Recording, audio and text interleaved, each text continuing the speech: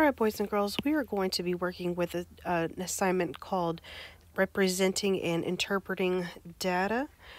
Question 1, Part 2 on dot plots. We've never done any problems like this in STEMscope before, so you're not familiar with the tools just yet. So I want to explain some of them to you and show you what they are. The brush, this shows you the different brush sizes you can use.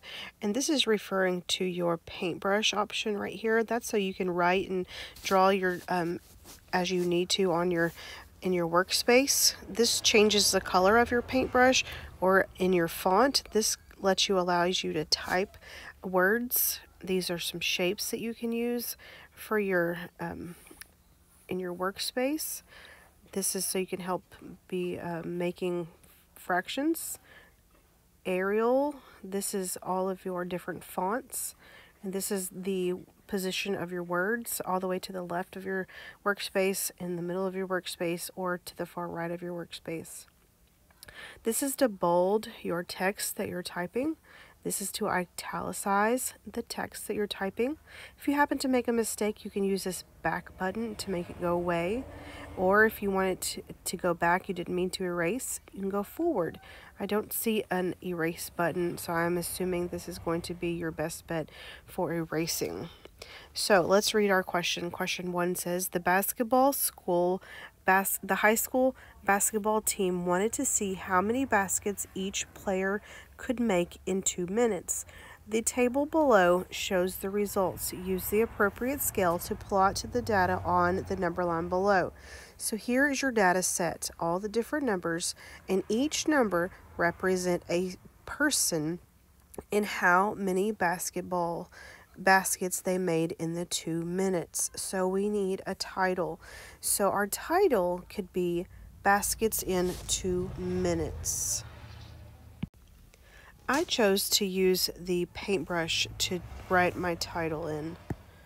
So now we want to figure out what our number line needs to look like. So I see most of our numbers are even numbers, and our highest number goes to 12, and our lowest number is 6. So I think maybe counting by 2s would be a good idea. So we can either use our paintbrush or we can use our rectangle shape to help us make our number line. So let's use our rectangle. And just go down with it. Just go down with it. Or you can use your paintbrush, whichever one you want. Okay. So now we want to label our number line. I'm going to use the paintbrush.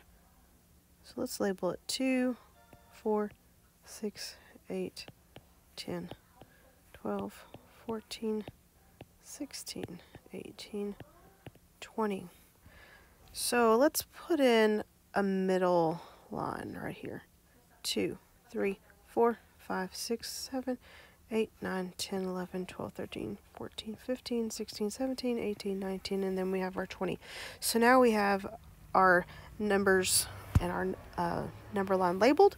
Now we want to put in our dots. So let's go to start with 6. And how many 6s do we have? We have 2 6s. So let's put in our 2 6s. 1, 2. Then we have how many 5s? Just 1 5. 1 5. We have 2 8s. 1, 2. How many 12s? 2 12s. 1, 2. 15s. We have 1 15. We already did our 6s. We did our 8s. We did our 12s. Now 10s. 1 10. Okay, so that's how you can make your number line and make your dot plots to help you solve your answers.